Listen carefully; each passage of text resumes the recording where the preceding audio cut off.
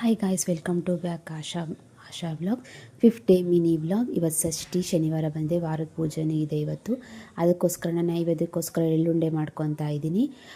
ನಾಗರಿಗೆ ಎಳ್ಳುಂಡೆ ಕಪ್ಪುದಾದ್ರೂ ಮಾಡ್ಕೋದು, ಬಿಳಿ ಆದರೂ ಮಾಡ್ಕೋದು. ನಾನು ಬಿಳಿ ಉಂಡೆ ಮಾಡ್ಕೊತಾ ಇದ್ದೀನಿ. ದೇವ್ರ ಮನೆಯೆಲ್ಲ ಕ್ಲೀನ್ ಮಾಡ್ಕೊಂಡು, ನಾಗರು ಮಾಡ್ಕೊಂಡು ಇವತ್ತು ಪೂಜೆ ಎಲ್ಲ ಮಾಡ್ತಾ ಇದ್ದೀನಿ. ಪೂಜೆ ಎಲ್ಲ ಆಯಿತು. ನಾನು ದೇವ್ರ ಹತ್ರ ಬೇಡ್ಕೊತಾ ಇದ್ದೆ.